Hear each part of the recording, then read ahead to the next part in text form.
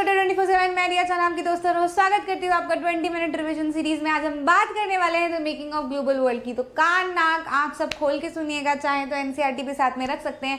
पूरा एक साथ में क्रोनोलॉजिकल ऑर्डर में पूरा माइंड मैप जमा लेंगे हम इस चैप्टर का। बात करते हैं, शुरू करते हैं। जैसे ही हम बात करते हैं चैप्टर की the making of global world, यानी कि हम पूरे चैप्टर में शुरुआत से आखिरी तक में पूरा एक ग्लोबल वर्ल्ड डिजाइन कर लेंगे। ग्लोबल वर्ल्ड क्या? ऐसा वर्ल्ड जो पूरा एक दूसरे से कनेक्टेड है, इधर कुछ हो तो फटाक से इधर कुछ हो जाए। ऐसा आज के समय में होता है, लेकिन आज से 50 साल पहले अगर हम देखते तो ऐसा नहीं था।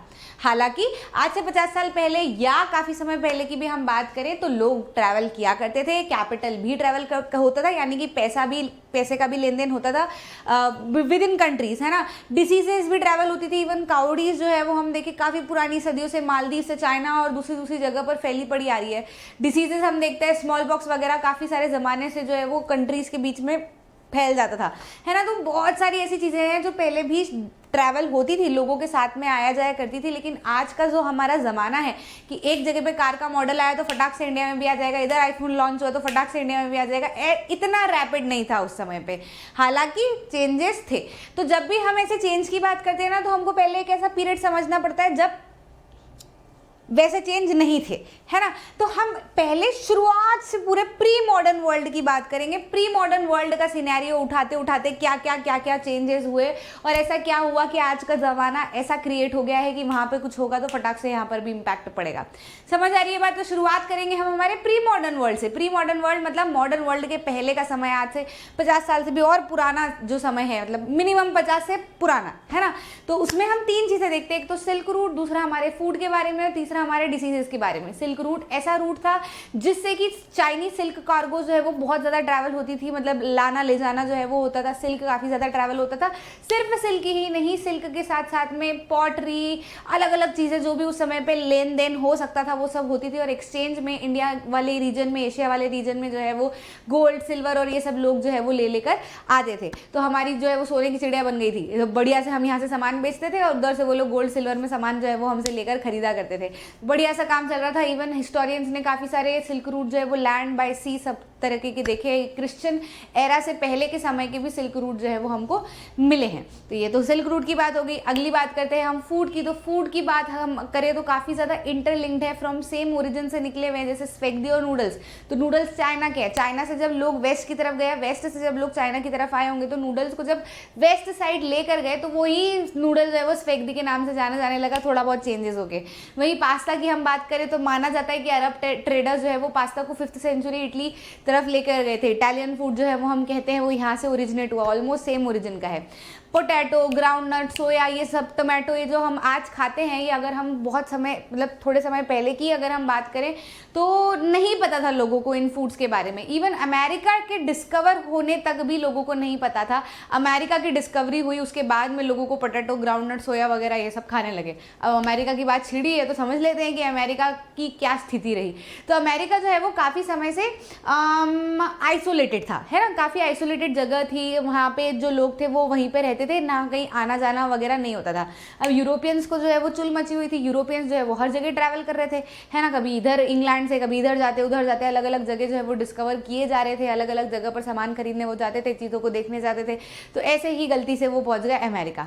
तो जब अमेरिका क्रिस्टोफर कोलंबस पहुंचा तो समझ में है, अरे यहाँ के लोग तो अलग ही तरीके से रह रहे हैं, अलग अलग चीज़ें उगा रहे हैं, काफ़ी वास्ट आइलैंड सा है, एकदम बढ़िया सा है और इतनी सारी चीज़ें उगाई जा रही है, ये खाएंगे लोग तो मज़ा आ जाएगा, है ना। लेकिन अब क्या करें, अब अमेरिका के लोगों को अपने कंट्रोल में कैसे ले, अमेरिका के लोगों को जो है वो बदलाव कैसे फेस किया जाए, क्योंकि वो लोग तो अपने अपने में ही रह रहे थे ना।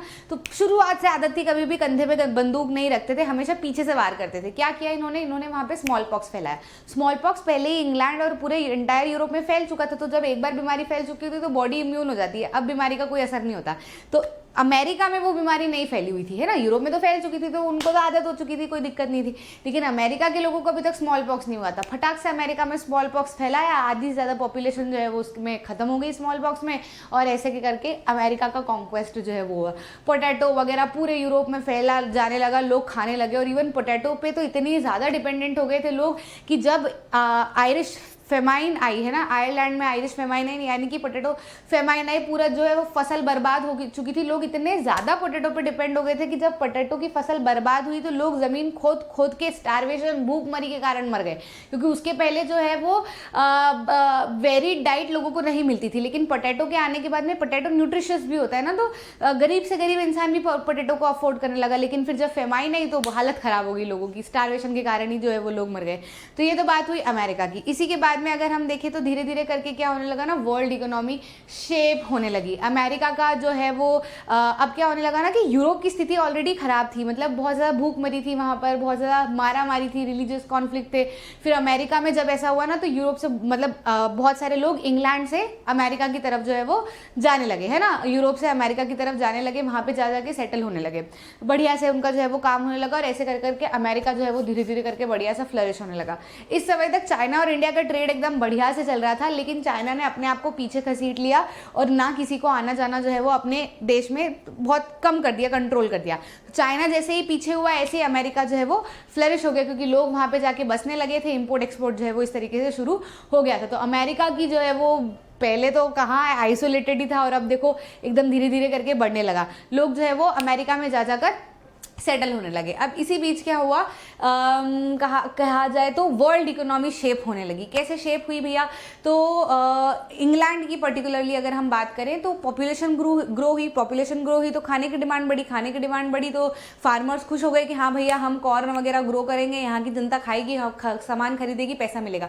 लेकिन फिर उन्होंने सोचा कि बाहर से अगर कॉर्न आएगा फिर वो वाला सामान जनता खरीदेगी तो फिर हमारा फायदा कैसे होगा, तो इसलिए इन्होंने बोला कॉर्न लॉ लगा दो सरकार आप। तो कॉर्न लॉ के तहत जो है वो बाहर से कॉर्न आना बंद हो जाएगा, यहीं से कॉर्न उगा के हम बेचेंगे तो बढ़िया से हमारा भी फायदा और जनता भी खाती रहेगी।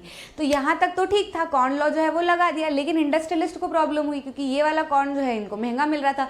तो इंडस्ट्रियलिस्ट ने बोला कि नहीं, कॉर्न लॉ को एबॉलिश करो, बाहर से कॉर्न आने दो, बाहर से सस्ता कॉर्न आता है वो हम खाएंगे। तो फार्मर्स नाराज हो गए तो इन्होंने बोला कि जब ये बाहर से मंगा के कॉर्न खा रहे हैं तो हम ऐसा करते हैं, हम बाहर जाके बस जाते हैं, वहां से हम कॉर्न उगा के यहाँ पे बेचेंगे।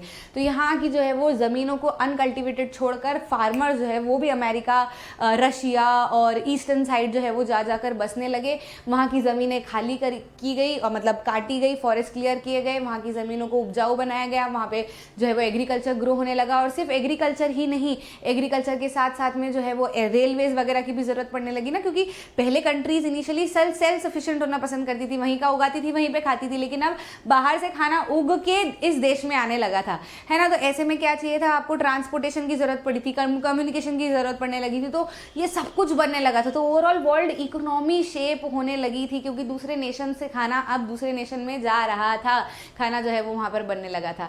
ऐसी स्थिति जो है वो यहाँ पर एकदम बढ़िया से बनने लगी। इसी बीच जो है वो टेक्नोलॉजी का भी रोल आ गया बढ़िया सा, है ना। टेक्नोलॉजी का जब रोल आया तो क्या हुआ भाई, जो मीट था, है ना, पहले ये लोग क्या करते थे कि हर कोई मीट अफोर्ड नहीं कर पाता था। क्यों मीट अफोर्ड नहीं कर पाता था, क्योंकि ये जानवरों को शिप्स में बैठा कर फिर फाइनल डेस्टिनेशन पे लाके स्लॉटर करके बेचते थे।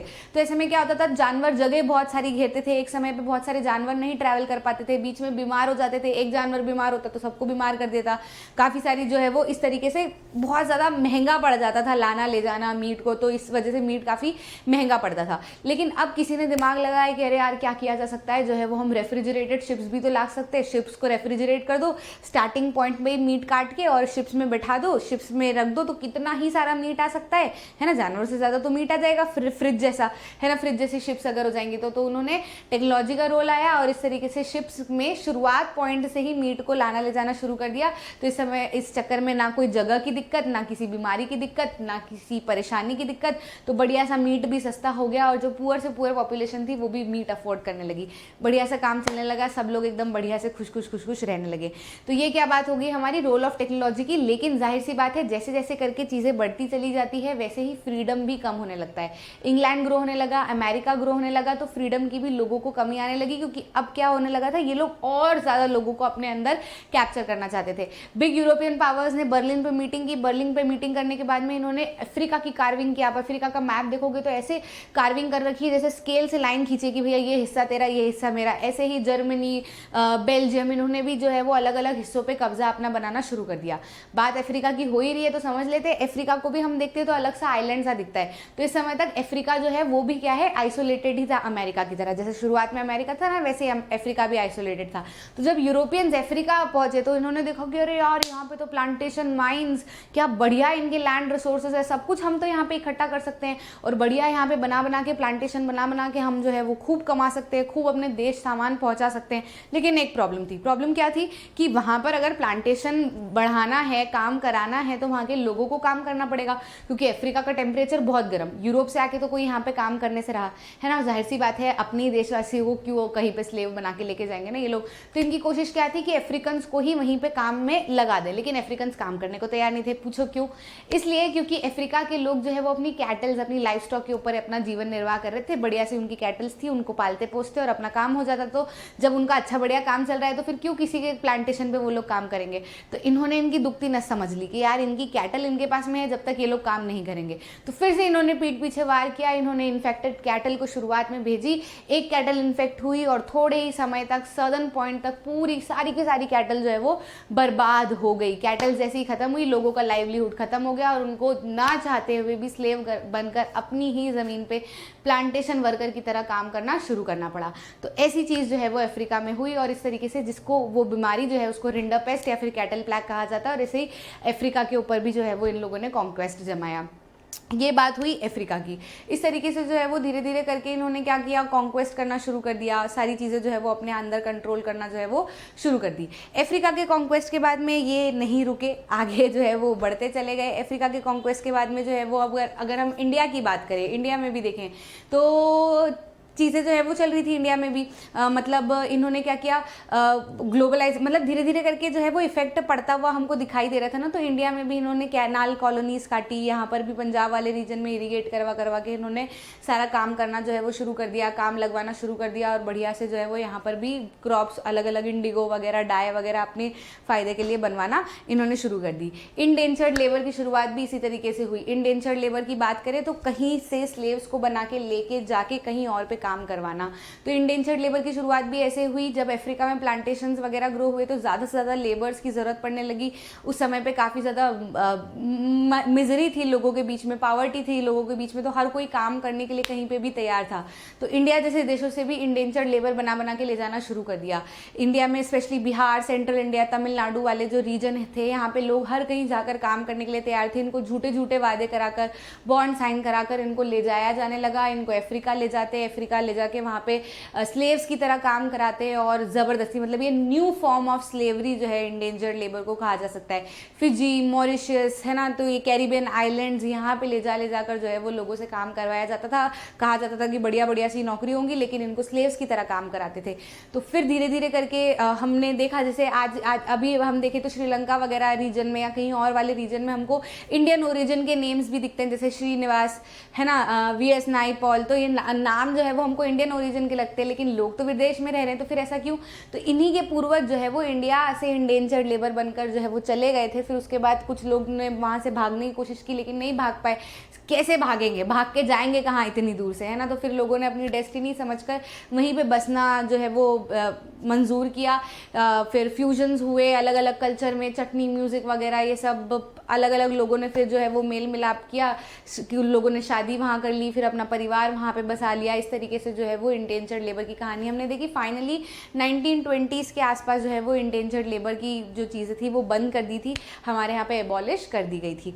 इंडेंजर्ड लेबर के बाद में हम देखें तो इंडिया में भी काफ़ी सारे लोग थे जो पैसा भी कमाना जो है वो चल रहा था उनका। तो इंडिया ने ना एक काफ़ी इंपॉर्टेंट रोल प्ले किया है वर्ल्ड इकोनॉमी को शेप करने में।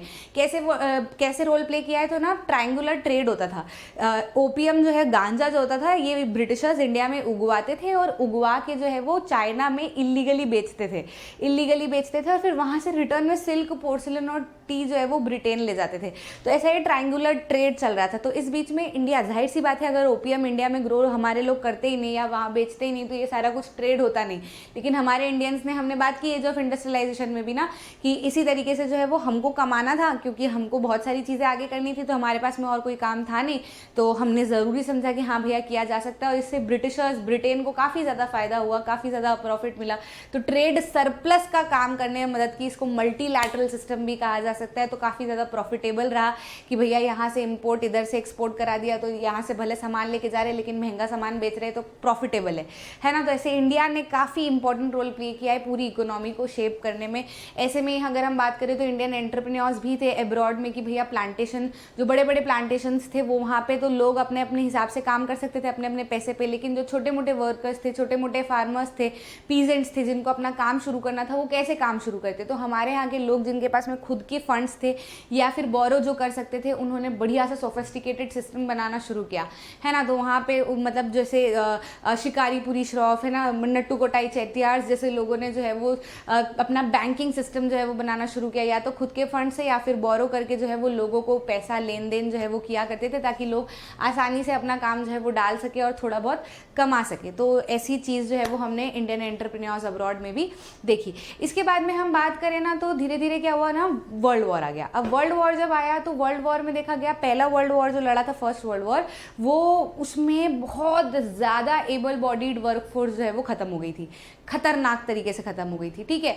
अब एबल बॉडीड वर्कफोर्स जो है वो लोगों की खत्म हो गई। अब इस बीच में क्या हुआ ना कि हमने फोर्डिस्ट मॉडल भी आ गया, ठीक है। फोर्डिस्ट मॉडल आया तो हेनरी फोर्ड ने फोर्डिस्ट मॉडल शुरू किया ऑटोमोबाइल्स में। वो जो नहीं होते ऐसे चेन के ऊपर सब एक साथ लगे हुए, सब एक साथ खड़े हुए, है ना। तो एक का काम करेगा, जब दूसरे का काम होगा, तीसरे का काम होगा, तो इससे डिलेज भी नहीं होंगे, कोई ब्रेक भी नहीं ले पाएगा और ज़्यादा से ज़्यादा प्रोडक्शन कम समय में हो जाएगा, है ना। तो बढ़िया सा ऐसा ना मास प्रोडक्शन वाला काम हमने शुरू कर दिया। इस बीच लोगों की इनकम भी बढ़ गई, है ना, लोगों की सैलरी भी बढ़ गई, बढ़िया सा काम जो है वो चल रहा था। लेकिन फर्स्ट वर्ल्ड वॉर आया ना तो उस समय पे प्रोडक्शन एकदम बूम हो गया, ठीक है। खूब ज़्यादा सोल्जर्स का काम, खाने का, क्योंकि जाहिर सी बात है सबको डाइट वगैरह भी लग रही थी, तो ऑल ओवर द वर्ल्ड ना खूब भयंकर वाला प्रोडक्शन चल रहा था। लेकिन जैसे ही फर्स्ट वर्ल्ड वॉर खत्म हुआ तो बहुत सारी जो जानें लोगों की चली गई थी, तो अब एबल बॉडीड वर्कफोर्स खत्म हो गई, साथ ही साथ में जो परिवार के लोग थे उन्होंने भी कंजम्पशन काफ़ी कम कर दिया ना अपना, है ना। तो ऐसे में क्या हुआ ना कि काफ़ी ज़्यादा मतलब प्रोडक्शन हमने नहीं रोका लेकिन हमारा कंजम्पशन कम हो गया। अब जब प्रोडक्शन हमने नहीं रोका लेकिन कंजम्पशन जो है वो हमारा कम हो गया, तो ऐसे में बड़ी दिक्कत हुई, है ना। देखो जाहिर सी बात है कि जब खाना आपका बने जा रहा है और खा ही नहीं रहे हो तो वो खाना सड़ेगा कि नहीं सड़ेगा, है ना। मतलब जाहिर सी बात है। तो फार्मर्स जो है वो ऑल ओवर द वर्ल्ड खाना उगाए जा रहे थे लेकिन कंजम्पशन काफ़ी कम हो गया था। तो ऐसे में क्या हो गया, वीट का ग्लट पड़ गया और इस समय तक यूएस ने ना सभी बहुत सारी जगह पर जो है वो क्या दे रखे थे, लोन्स दे रखे थे, ठीक है, लोन्स दे रखे थे। तो यूएस को जैसे ही थोड़ी सी भी भनक लगी तो उसने सारे के सारे लोन्स जो है वो अपने पीछे ले लिए, ठीक। तो लोन्स जो है वो जैसे ही पीछे हुए तो ऐसे ही ग्रेट डिप्रेशन वाली स्थिति जो है वो बन के बाहर आ गई। तो ग्रेट डिप्रेशन वाली स्थिति जब हुई अराउंड 1929 के अराउंड जो है वो ग्रेट डिप्रेशन वाली स्थिति आई, तो over production, agricultural over production के कारण ये स्थिति बनी, जिसकी वजह से काफ़ी ज़्यादा एम्प्लॉयमेंट घट गया, ट्रेड जो है वो कम हो गया, प्रोडक्शन जो है वो बढ़ा हुआ था, कंजम्पशन नहीं था, तो फिर धीरे धीरे करके प्रोडक्शन भी कम होने लगा। तो लोगों को मतलब महामारी मच गई उस समय तक। तो बहुत हालत, वो 4-7 साल जो है वो काफ़ी खतरनाक लोगों के निकले। ग्रेट डिप्रेशन आया, उस बीच जो है वो सेकेंड वर्ल्ड वॉर फिर आ गया, ठीक है। तो सेंट्रल वो एक्सेस पावर और अलाइज के बीच में लड़ा गया। तो ये बैटल फील्ड में नहीं लड़ा था सेकेंड वर्ल्ड वॉर, है ना। सेकेंड वर्ल्ड वॉर तो मतलब आप बता रहे हो कि बाहर ही लड़ रहे हैं, वहाँ की कोई पर्टिकुलर बैटल फील्ड नहीं थी किसके अंदर लड़ेंगे, कभी किस कंट्री में बॉम्ब फेंक दिए, हिरोशिमा नागासाकी वाली जो स्थिति जो हमने सुनी थी, सेकेंड वर्ल्ड वॉर की बातें हैं। फिर उसके बाद में वॉर टाइम जो है वो थोड़ा सा रिकवरी, क्योंकि बहुत हालत ख़राब हो गई थी, वॉर में बहुत खर्चा हो गया था, ग्रेट डिप्रेशन से लोग परेशान थे, बहुत सारी दिक्कत थी। इवन इंडिया पे भी ग्रेट डिप्रेशन का काफ़ी गहरा इम्पैक्ट पड़ा, क्योंकि हम लोग भी उगा के बेचते थे बाहर की तरफ खाना। अब सभी के पास में खाना ऑलरेडी उगा हुआ है तो हमारा भी कोई एक्सपोर्ट नहीं हो रहा, इम्पोर्ट भी घट गया, एक्सपोर्ट भी घट गया। अर्बन लोगों को दिक्कत नहीं हुई क्योंकि उनके लिए चीज़ें सस्ती हो गई थी, लेकिन फार्मर्स को काफ़ी ज़्यादा दिक्कत हुई ना, क्योंकि मेहनत से उगाते हैं, फिर वही सामान सस्ते में अगर बिकता है तो उनको बड़ी दिक्कत होती है। तो ऐसे में बड़ी परेशानी आई। सेकेंड वर्ल्ड वॉर के बाद में जो है वो इन कंट्रीज़ ने सोचा कि यार बहुत दिक्कतें हो गई, अब जो है वो रिकवरी करने की ज़रूरत है, हमको समझने की ज़रूरत है। तो इकोनॉमिस्ट और पॉलिटिशियंस ने 2 कंडीशन निकाली कि भैया जब भी ओवर प्रोडक्शन, यानी कि प्रोडक्शन अगर आप बढ़ा रहे हो तो कंजम्पशन भी उतना ही होना चाहिए, और कंजम्पशन तभी उतना होगा जब लोगों के पास में एम्प्लॉयमेंट होगा, और लोगों के पास में एम्प्लॉयमेंट होगा तो लोगों के पास में सैलरी होगी, लोगों के पास में सैलरी होगी तो लोग खरीदेंगे। नहीं तो भले आप प्रोडक्शन बढ़ाते रहो, लोगों के पास में सैलरी ही नहीं है तो वो कंज्यूम कैसे करेंगे खाना, या कोई सा भी सामान खरीदेंगे कैसे, है ना। तो ओवरऑल ज़रूरी है कि लोगों के पास में एम्प्लॉयमेंट हो ताकि मास मास प्रोडक्शन के साथ साथ में मास कंजम्पशन भी हो। साथ ही साथ में सारी की सारी कंट्रीज़ को समझने की ज़रूरत है कि उनके देश में जो ट्रेड लिंक है किस देश से कैसी बैठी हुई है, ये अब गवर्नमेंट को अपने हाथ में लेने की ज़रूरत है, हर कंट्री की सरकार को अपने हाथ में लेने की ज़रूरत है। इसीलिए इन लोगों ने इकट्ठा होकर न्यू हैम्पशायर यूएसए में जो है वो मीटिंग बिठाई, ब्रिटेन वुड्स सिस्टम्स जो है वो इन्होंने बनाए और वहाँ पर 2 ब्रिटेन वुड्स ट्विन्स जो है वो बनाए गए, सेटअप किए गए। IMF यानी कि इंटरनेशनल मॉनेटरी फंड्स, जो कि ट्रेड सरप्लस मतलब जो भी एक्सटर्नल सरप्लस, एक्सपोर्ट सरप्लस वगैरह से रिलेटेड जो चीज़ें होंगी या जो भी डिफिसिट होंगे, लोन्स होंगे, उसके ऊपर ध्यान देगी। और वर्ल्ड बैंक जो है वो वॉर से रिलेटेड या लोन में अगर कोई सी भी कंट्री फंसी हुई है तो उसके ऊपर ध्यान देगी। ये सारे मेंबर्स ने मिलकर जो है ये दोनों इंस्टीट्यूशंस बनाए। अब इन दोनों इंस्टीट्यूशन से फ़ायदा भी काफ़ी ज़्यादा हुआ, धीरे धीरे करके वॉर से सबकी रिकवरी हुई और बढ़िया से ये नेशन जो है वो डेवलपिंग से डेवलप्ड बन गए। अब इस समय तक क्या हो गया था, हमारी जैसे नेशंस जो कि इंडिया, अलग अलग जो छोटे छोटे देश थे जो कॉलोनीज बने हुए थे वो भी इंडिपेंडेंट होने लगे। अब हम क्या थे, अब हम डेवलपिंग स्टेज में थे, ये तो डेवलप्ड हो गए थे लेकिन हम डेवलपिंग स्टेजेस में थे। तो अब IMF और वर्ल्ड बैंक को लगने लगा कि उनका ध्यान जो है वो अब डेवलप्ड नेशन से हट के हमारे ऊपर आना ज़रूरी है ताकि हमारी भी पावर्टी वगैरह सब खत्म हो, है ना। लेकिन कैसे होगा, IMF और वर्ल्ड बैंक के जो मेंबर्स हैं वो तो वही डेवलप्ड नेशन है जिन्होंने हम लोगों के ऊपर राज किया हुआ था, तो वो अभी भी हमारे इंडिपेंडेंस के बाद में भी हमारे रिसोर्सेज को कंट्रोल किए हुए थे। तो हम डेवलपिंग नेशंस गुस्से में आ गए कि नहीं, हमारे पास ये नहीं चलेगा, हम G77 वाली समिट जो है वो बिठा रहे हैं, यानी कि ग्रुप ऑफ 77 पीपल मतलब नेशन जो है वो हम बना रहे हैं और हम इससे मांग करते हैं कि हमारे पास में NIEO की उन्होंने डिमांड की। NIEO का फुल फॉर्म जल्दी से आप कमेंट सेक्शन में बताइएगा कि और उन्होंने डिमांड की कि हमारे रिसोर्सेज के ऊपर अब पूरा तरीके से हमारा हक होना चाहिए और हमारा जो सामान है, हमारे जो रिसोर्सेज है, हमारे जो एक्सपोर्ट है, इम्पोर्ट है, पूरी तरीके से हमारे कंट्रोल में होना चाहिए। आप साथ ही साथ में आप लोग जो सामान यहाँ पे बेच पाते हो, हम भी बराबर सेम अमाउंट में वैसे ही सामान दूसरे देशों में बेच पाए ताकि हम लोग भी आगे बढ़ के आएँ। इसी तरीके से जो है वो ग्लोबल हो चुका था, वर्ल्ड पूरी तरीके से जुड़ चुका था। 4 चीज़ें हमने देखी इस तरीके से। End of Bretton Woods systems हुआ और ग्लोबलाइजेशन की शुरुआत हुई। फिक्स्ड एक्सचेंज रेट को हटा के फ्लोटिंग एक्सचेंज रेट लाया गया। साथ ही साथ में जो इंटरनेशनल मतलब जो कंपनीज थी, है ना, MNCs थी, उन्होंने अपना ध्यान जो है वो एशियन कंट्रीज़ की तरफ शिफ्ट करना शुरू किया क्योंकि यहाँ पे लो वेज वर्कर्स आसानी से मिल गए थे। इसी तरीके से कैपिटल फ्लो होने लगा, इस कारण से कैपिटल फ्लो होने लगा, एक्सचेंज ऑफ मनी काफ़ी ज़्यादा होने लगी और बढ़िया से नेशंस जो है वो अच्छे से चलने लगे, इंस्टीट्यूशंस बनने लगे, अलग अलग इंडस्ट्रीज सब जगह पर सेटअप होने लगे और बढ़िया सा काम होने लगा। तो यहाँ से हमने प्री मॉडर्न वर्ल्ड से ग्लोबलाइजेशन तक की कहानी समाप्त की। आई होप आपको अच्छे से समझ में आया है। इसी तरीके से सारे चैप्टर्स की सारी वीडियोस, छोटी छोटी वीडियोस भी आपके लिए अवेलेबल है ताकि आप माइंड मैप अच्छे से बना लो। सारे चैप्टर्स की आपको मिल जाएंगी, काफ़ी सारी मिल चुकी है, काफ़ी सारी थोड़ी बहुत बची है वो आपको मिल जाएंगी। और बाकी अगर आपको इन डिटेल प्रॉपर एक्सप्लेनेशन चाहिए तो 1 शॉट रिविजन भी आपके लिए अवेलेबल है जिसमें 1.5 2 घंटे की वीडियोस हैं, उसमें हमने पूरी तरीके से डिटेल में हमने एक्सप्लेनेशन को कवर किया है। अच्छा लगा तो लाइक करना, शेयर करना अपने दोस्तों के साथ में, चैनल को जरूर से सब्सक्राइब करना ताकि आप ऐसे कोई भी इंपॉर्टेंट वीडियो मिस न कर जाए। मिलते हैं अगले वीडियो में।